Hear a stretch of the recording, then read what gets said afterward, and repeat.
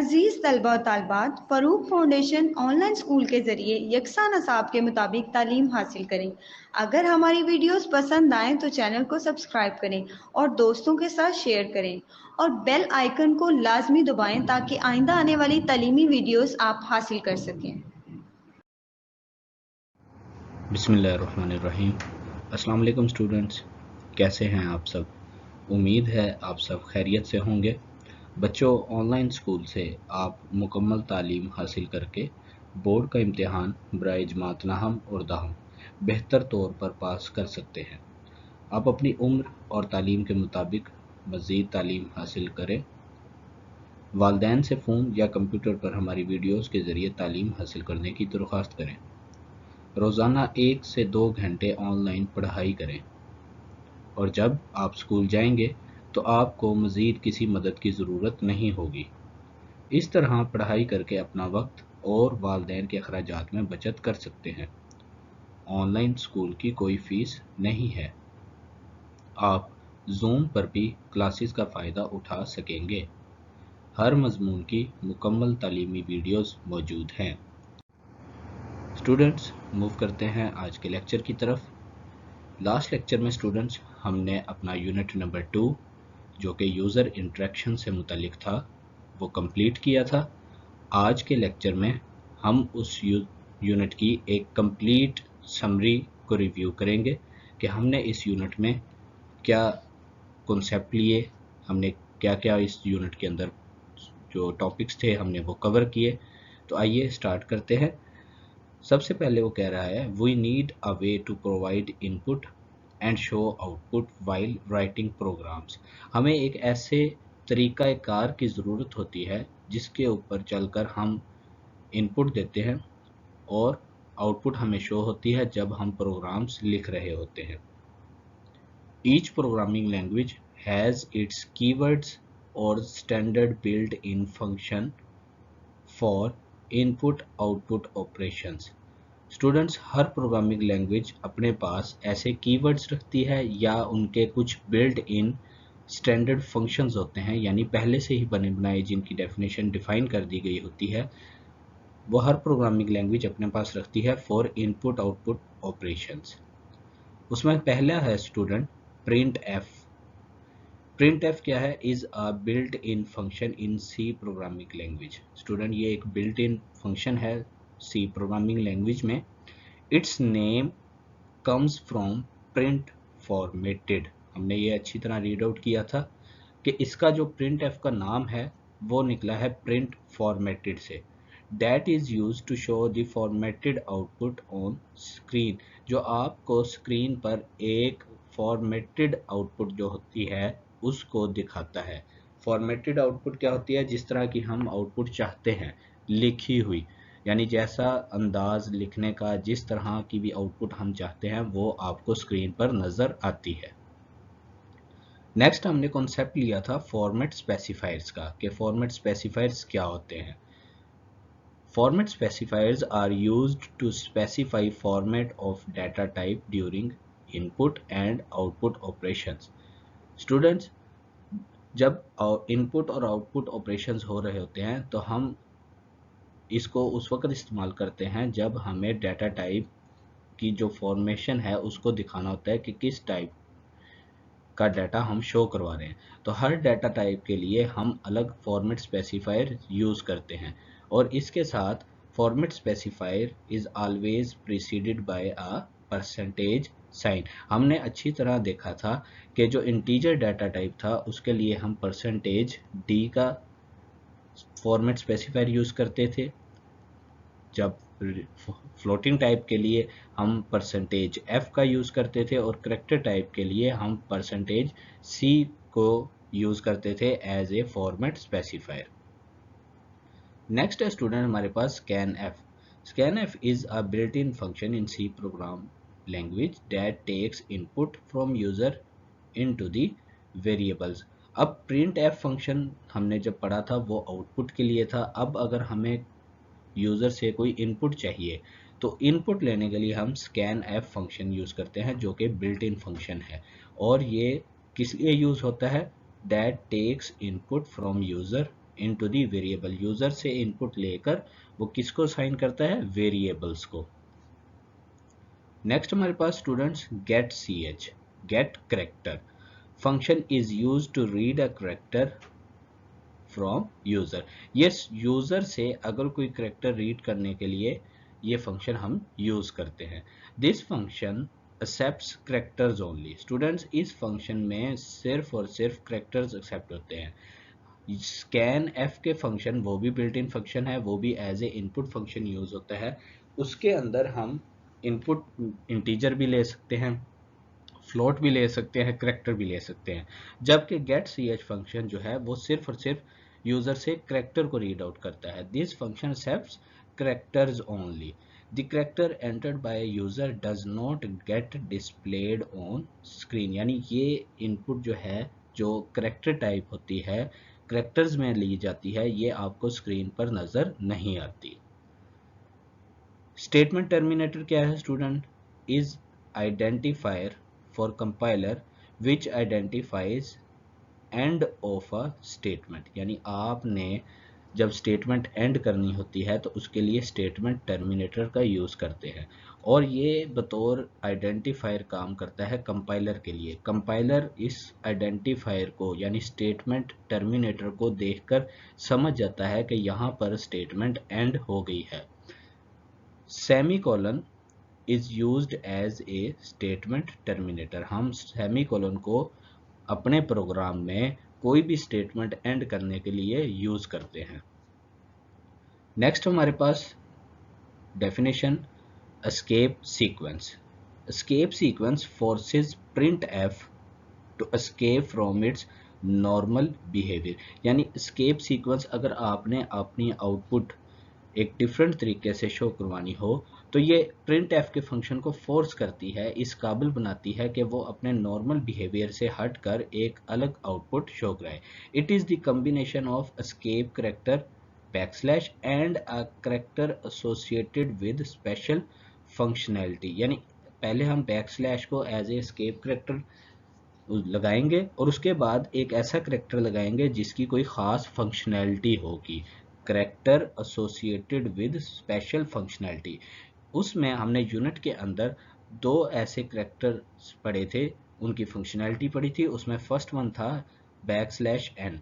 ये क्या करता था, specifies the movement of cursor to start of the next line. यानी जब आपको एक नई लाइन के ऊपर अपनी कोई ऐसी आउटपुट शो करवानी होती थी जो अगली लाइन पर शो हो, तो ये बैकस्लैश एन क्या करती थी, ये कर्सर को नेक्स्ट लाइन के स्टार्ट पर मूव कर देती थी।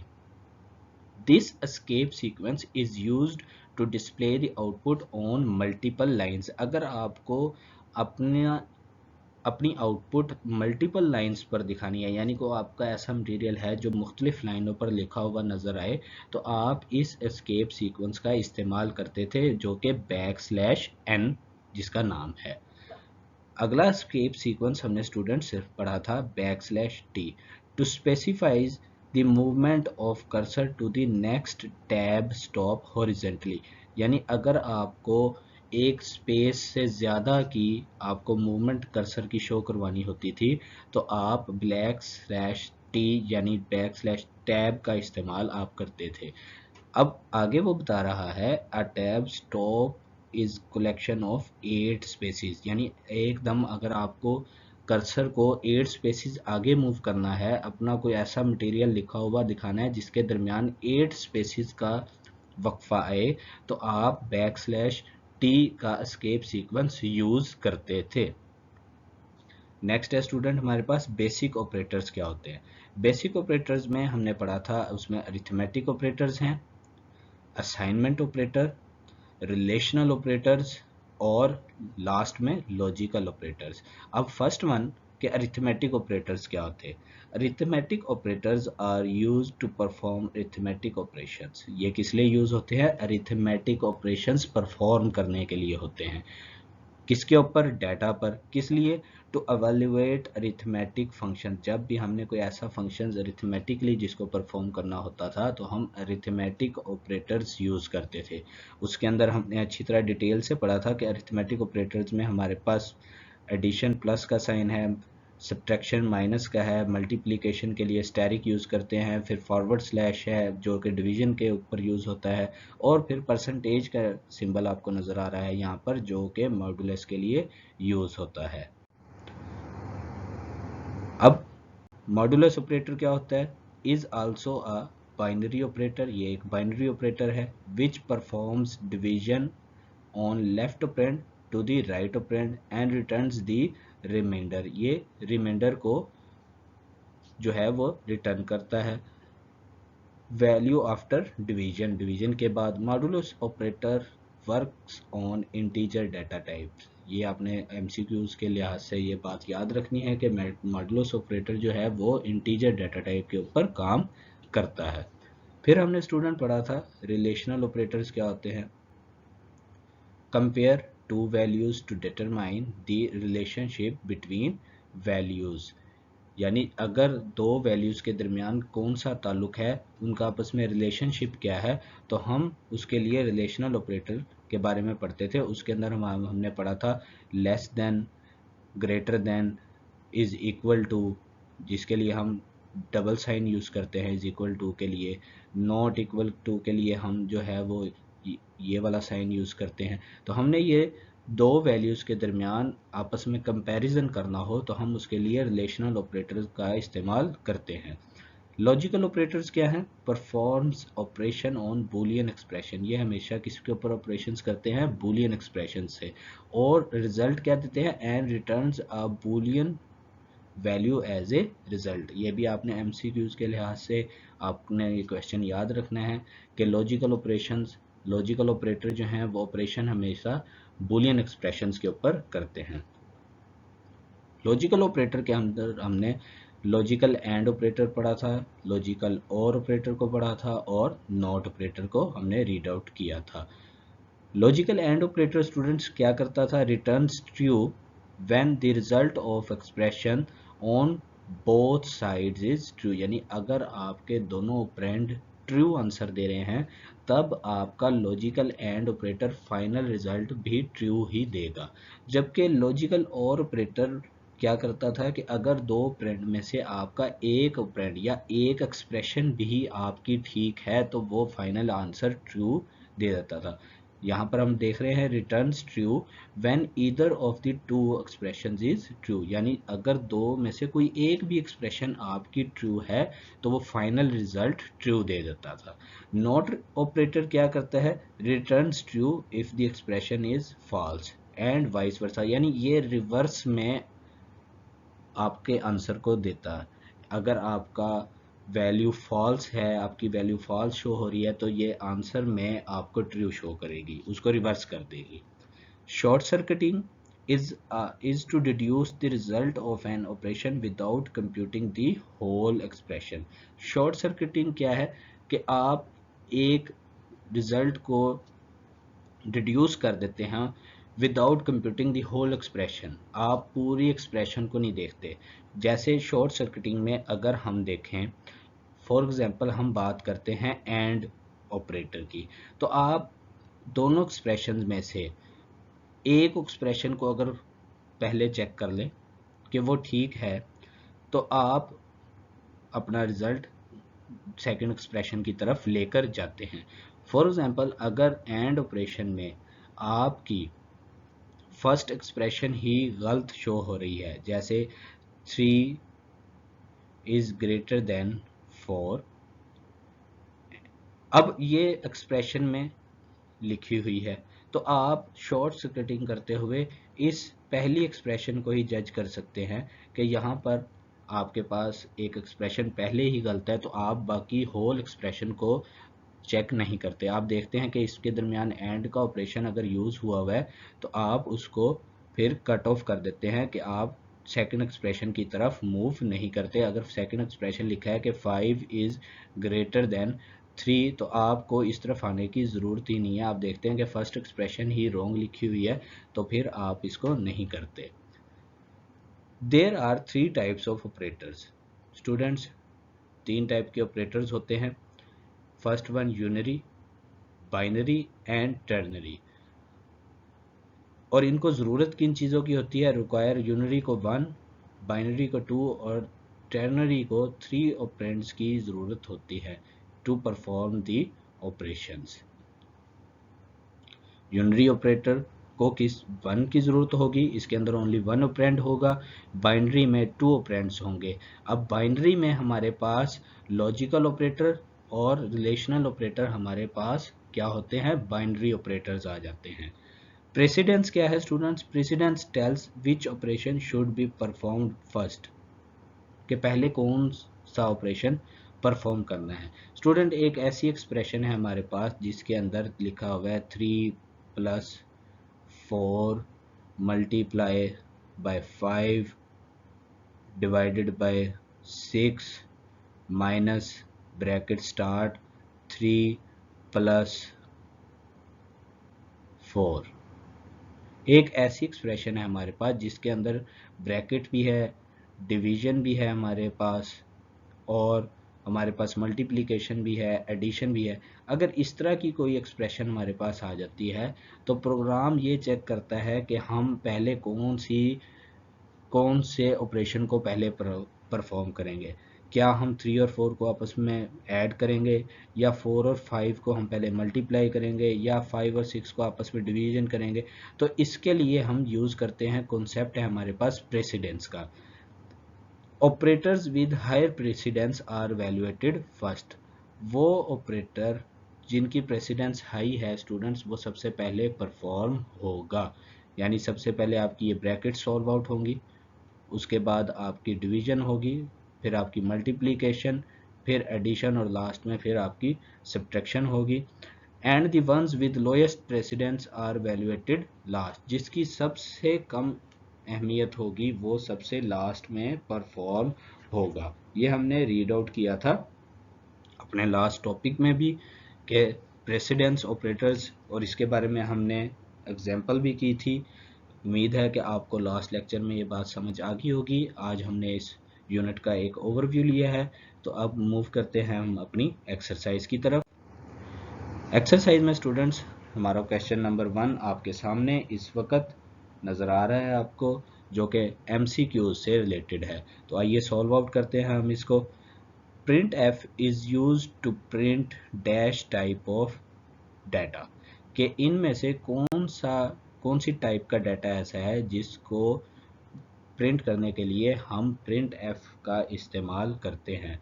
आया वो इंटीजर है, ए, बी में फ्लोट, सी में करेक्टर, डी में ऑल ऑफ देम। तो हमने देखा था कि प्रिंट एफ तमाम के लिए यूज होता है, तो हम ऑप्शन डी पर क्लिक कर देंगे। सेकंड है हमारे पास question, scan F is a dash in C programming language. Scan F क्या है हमारे पास? स्कैन एफ हमारे पास एक फंक्शन है, हम इसको फंक्शन के तौर पर यूज करते हैं। getch is used to take dash as input from user। अभी हमने इसकी समरी में भी इसकी डेफिनेशन पढ़ी, और जब हम यूनिट को थॉरोली रीड आउट कर रहे थे, कॉन्सेप्ट ले रहे थे, तो हमने इसके बारे में भी डिटेल से पढ़ा है कि getch जो है वो यूज़र से करेक्टर जो है वो एज एन इनपुट लेता है। तो इसमें ऑप्शन सी हमारे पास ठीक है। Fourth question, let the following part of code, what will be the value of variable a after execution। देखें, a वेरिएबल है हमारे पास, उसकी डाटा टाइप है इंटीजर, हमने इसको वैल्यू साइन की 4। सेकंड है हमारे पास वेरिएबल b, उसकी डाटा टाइप है फ्लोट, और आपको नज़र आ रहा है कि इसकी वैल्यू पॉइंट्स में है, जो कि 2.2 यहाँ पर शो की गई है। अब हमने a जो वेरिएबल है उसकी वैल्यू हमने फाइंड आउट करनी है, जिसके लिए हमने फार्मूला लगाया a मल्टीप्लाई बाय b। यानी यहाँ पर अब a की वैल्यू क्या हो जाएगी जब ये कोड एग्जीक्यूट होगा। तो a यानी 4 मल्टीप्लाई बाय 2.2, तो हमारे पास आंसर जो है इसका वो आएगा आपके सामने कि 4 और 2.2 को जब आप देंगे तो हमारे पास आंसर इसका आना चाहिए 8, जो कि वैल्यू बी, ऑप्शन बी हमारे पास ठीक है। अब आप ये सोच रहे होंगे कि इसका आंसर पॉइंट्स में क्यों नहीं है, क्योंकि स्टूडेंट वो इसलिए है कि हमने जो वेरिएबल ए लिखा है उसकी डाटा टाइप इंटीजर है। तो यहाँ पर पॉइंट की जो वैल्यू होगी वो इंटीजर डाटा टाइप में शो नहीं होती, इसलिए पॉइंट के बाद या पॉइंट वाली वैल्यू हमें शो नहीं होगी अपने फाइनल आंसर में। तो यहाँ पर इसलिए ऑप्शन हमारे पास B is the right option. Fifth one है which of the following is a valid line of code, कि इसमें से कौन सी ऐसी लाइन है जो कि वैलिड है कोडिंग करने के लिए, कोड के लिए। int is equal to 20, grade is equal to inverted commas के अंदर हमने a लिखा है, line is equal to this is a line या नन ऑफ देम। तो हमें यहाँ पर नज़र आ रहा है कि जब हम एक करेक्टर टाइप डाटा देते हैं तो उसको हम इन्वर्टेड कॉमास में लिखते हैं, तो हमारे पास ऑप्शन बी जो है वो राइट ऑप्शन है। सिक्स्थ है हमारे पास which operator has highest precedence among the following, इन ऑपरेटर्स में से कौन सा ऐसा है जिसकी सबसे हाईएस्ट प्रेसिडेंस है स्टूडेंट। तो हम देखते हैं, हमने अच्छी तरह रीड आउट किया था कि एक्सक्लेमेशन का जो साइन होता है इसकी सबसे हाईएस्ट प्रेसिडेंस होती है अमंग ऑल दीज। वैसे तो सबसे ज़्यादा हाईएस्ट प्रेसिडेंस आपकी ब्रैकेट की है, लेकिन जब हम इनके दरमियान इन ऑप्शंस पर गौर करेंगे तो इनमें सबसे पहले आपका ये वाला ऑप्शन ठीक है। Which of the following is not a type of operator, हमें यहाँ पर बयान किया गया है कि इनमें से कौन सा ऑपरेटर ऐसा है जो कि ऑपरेटर की टाइप्स में नहीं आता। हमने अरिथमेटिक ऑपरेटर पढ़ा था, रिलेशनल ऑपरेटर भी पढ़ा था और लॉजिकल ऑपरेटर भी पढ़ा था। हमने ऐसा कोई ऑपरेटर नहीं पढ़ा जिसका नाम चेक ऑपरेटर हो। तो यहाँ पर ऑप्शन बी एक ऐसी ऑप्शन है जो कि ऑपरेटर्स की टाइप में काउंट नहीं होती। एट्थ क्वेश्चन है the operator percentage is used to calculate. तो स्टूडेंट आपको याद होगा अच्छी तरह कि हम यहाँ पर परसेंटेज को एज ए मॉडुलस लेते थे और मॉडुलस में हम क्या चीज़ काउंट करते थे, रिमाइंडर। तो एट्थ एमसीक्यूज में आपकी ऑप्शन बी ठीक है। Ninth MCQ which of the following is a valid character, के नीचे दिए गए में से ऑप्शंस में से कौन सा करेक्टर आपको ठीक लगता है। तो हमने देखा था कि जब अभी आपके पास यहाँ पर क्वेश्चन नंबर 5 में, एमसीक्यू नंबर 5 में भी आपने करेक्टर दिया है तो सिंगल इन्वर्टेड कॉमास में आपने दिया है, तो यहाँ पर ऑप्शन जो है वो हमारे पास सी ऑप्शन ठीक है, ये एक वैलिड करेक्टर है। 10th MCQ what is true about C language, C language के बारे में क्या बात ठीक है। C is not a case sensitive language, keywords can be used as a variable name, all logical operators are binary operators, या none of them. तो हमने देखा है कि सी जो है वो केस सेंसिटिव लैंग्वेज है, नोट का लफ्ज़ इधर नहीं लगाना चाहिए था। कीवर्ड्स को हम वेरिएबल के नाम के तौर पर नहीं ले सकते, और ऑल लॉजिकल ऑपरेटर्स जो हैं वो बाइनरी ऑपरेटर्स नहीं हैं। उसकी वजह है कि लॉजिकल ऑपरेटर्स में हमारे पास एक ऑपरेटर है नॉट ऑपरेटर जो कि यूनरी ऑपरेटर है, क्योंकि वो सिंगल ऑपरेंड के ऊपर परफॉर्म करता है।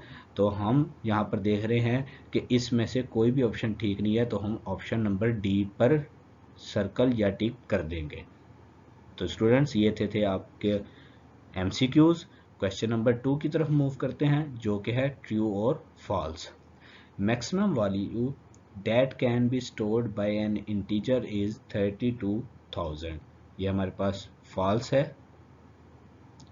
Format specifiers begin with a percentage sign, ये हमारे पास ट्रू ऑप्शन है। पहली वन हमने फॉल्स थी, सेकंड हमारे पास ट्रू ऑप्शन है, यहाँ पर मैं टिक कर दिया है इसको। Precedence of division operator is greater than multiplication operator, के प्रेसिडेंस जो है डिवीजन ऑपरेटर की वो मल्टीप्लिकेशन ऑपरेटर से ग्रेटर है। क्या ये बात दुरुस्त है या गलत है। तो हम देखते हैं कि इस वक्त हमारे पास ये एक रॉन्ग स्टेटमेंट है, तो हम इसको फॉल्स करेंगे। getch is used to take all types of data input from user, तो ये भी फॉल्स है क्योंकि हमने अच्छी तरह इसके बारे में कॉन्सेप्ट लिया है कि गेट सी एच में ऑल टाइप्स ऑफ डाटा नहीं होता, ये सिर्फ करेक्टर टाइप ऑफ में यूज़ होता है। तो यहाँ पर मैं लिख देता हूँ आपकी आसानी के लिए, ताकि आपको ये बात फिर याद रहे कि ये सिर्फ और सिर्फ करेक्टर टाइप ऑफ डाटा के लिए, यूज़र से कोई करेक्टर इनपुट लेने के लिए गेट सी एच यूज़ करते हैं। scanf is used for output operations। तो आपको याद होना चाहिए कि आउटपुट ऑपरेशंस के लिए हमने प्रिंट एफ यूज़ किया था, तो स्कैन एफ भी यहाँ पर बतौर आउटपुट ऑपरेशन पूछा गया है, तो ये भी एक फॉल्स स्टेटमेंट है, तो हम फॉल्स पर टिक करेंगे। क्वेश्चन नंबर 3 स्टूडेंट हमारे पास डिफाइन द फॉलोइंग, जिसमें हमारे पास स्टेटमेंट टर्मिनेटर है, फॉर्मेट स्पेसिफायर है, एस्केप सीक्वेंस है, स्कैन एफ है, मॉडुलस ऑपरेटर है। ये अभी हमने आज के लेक्चर में हमने समरी के अंदर इन सारों की डेफिनेशन पढ़ी है। मुझे उम्मीद है कि आपको वहाँ से अच्छी तरह समझ आ गई होगी और आपने रीड भी कर ली होगी। तो आप ये क्वेश्चन नंबर 3 वीडियोस के स्टार्ट में ये तमाम डेफिनेशंस देख सकते हैं। Question number 4 briefly answer the following questions. हम इन क्वेश्चंस को एक के बाद एक देखते हैं कि इन क्वेश्चंस के आंसर्स क्या हैं। फर्स्ट क्वेश्चन है student, what is the difference between scanf and getch function. के एक scanf फंक्शन और एक getch फंक्शन, इन दोनों के दरमियान क्या फ़र्क होता है। Students, scanf is a built-in function in C language that takes input from user into the variables। यानी यूज़र से इनपुट लेता है और कहाँ पर लेकर जाता है उसकी वैल्यू वेरिएबल्स में। जबकि getch function is use to read a character from user, यानी यूज़र से कोई करेक्टर रीड आउट करवाने के लिए हम getch फंक्शन यूज़ करते हैं। स्कैन एफ में हम कोई भी टाइप डाटा टाइप को यूज़ करते हैं, उसमें इंटीजर भी हो सकता है, फ्लोट भी हो सकता है, जो कि वैल्यूज़ वेरिएबल्स में जाएंगी। जबकि getch फंक्शन सिर्फ और सिर्फ यूज़र से करेक्टर को रीड आउट करता है। This function accepts characters only। इस फंक्शन में सिर्फ करेक्टर्स दिए जाते हैं। The characters entered by user does not get displayed on screen। और वो करेक्टर्स जो हैं वो आपको स्क्रीन पर भी नज़र नहीं आते। Second question, which function of C language is used to display output on screen। हमने ये अच्छी तरह कॉन्सेप्ट पढ़ा है इसके बारे में। printf is a built-in function in C language that is used to show the formatted output on screen। यानी आपको formatted output screen पर दिखाने के लिए हम printf का फंक्शन इस्तेमाल करते हैं। थर्ड क्वेश्चन है, why format specifiers are important to be specified in input output operations। format specifier की ज़रूरत हमें क्यों पड़ती है स्टूडेंट।